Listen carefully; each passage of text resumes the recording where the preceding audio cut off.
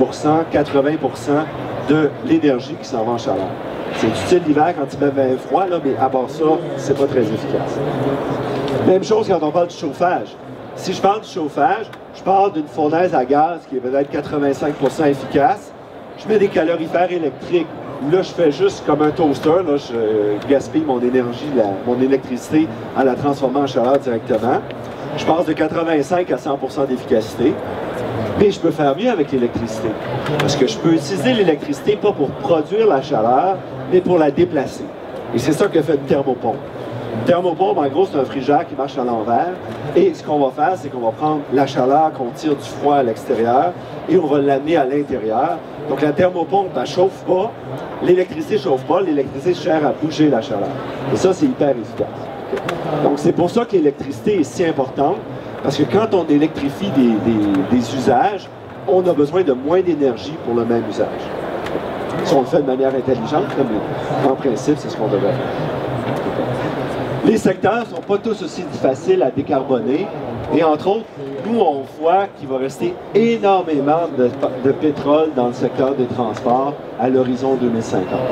Parce que ce sont des secteurs difficiles à décarboner pour lesquels les technologies n'existent pas encore. Ça ne veut pas dire que c'est vrai. On ne fait pas des prédictions. On fait des projections basées sur les technologies qu'on connaît aujourd'hui et qu'on peut évaluer.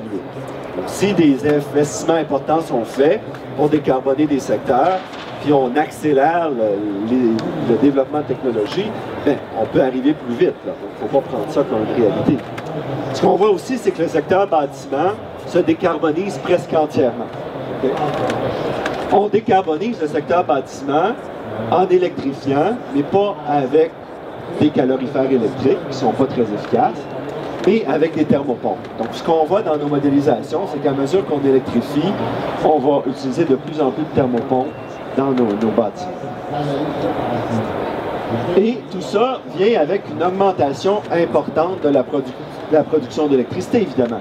Si on veut remplacer tous les services produits par le pétrole puis le gaz, par l'électricité, on aura besoin de plus d'électricité. Et ça, c'est un point important. Tout à l'heure, on parle de l'efficacité énergétique, puis on va réduire, par exemple, le 100 TWh dont on a besoin pour 2050. C'est faux. Okay? C'est faux parce que les calculs de 100 TWh qu'à Hydro-Québec, on a le même dans nos modèles. Okay? On va chercher à peu près 100-120 TWh de plus d'électricité au Québec, mais en faisant tous les investissements rentables.